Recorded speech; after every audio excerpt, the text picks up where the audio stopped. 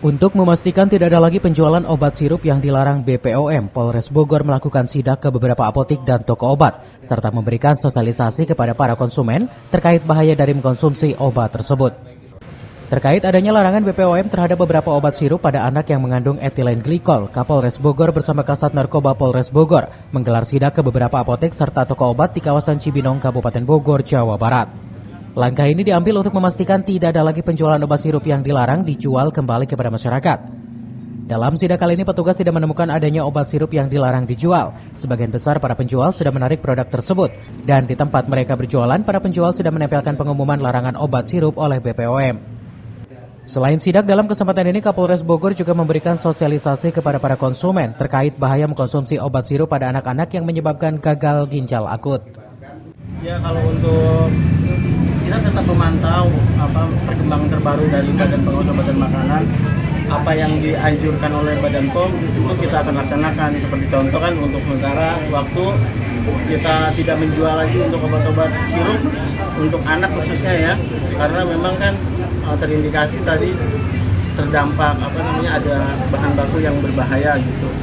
Sampai nanti bagaimana hasil dari Badan POM nanti akan kita akan kita terus pantau gitu, karena kan nggak semua produk mungkin ya, maksudnya yang terindikasi berbahaya gitu kan.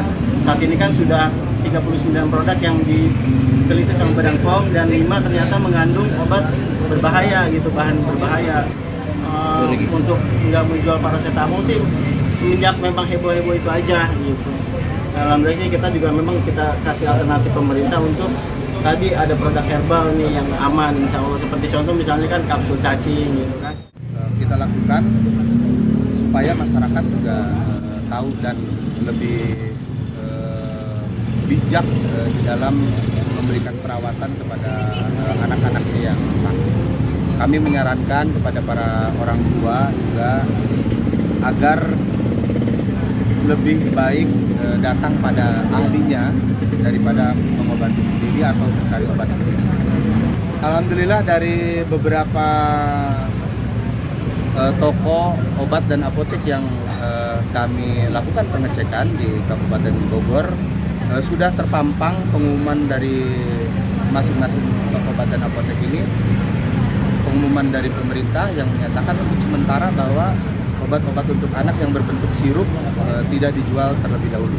Jadi di setiap toko, di setiap apotek sudah ada pengumumannya, dan mereka sudah menyampaikan kepada kami tidak menjual terlebih dahulu obat-obat yang berbentuk sirup untuk anak-anak.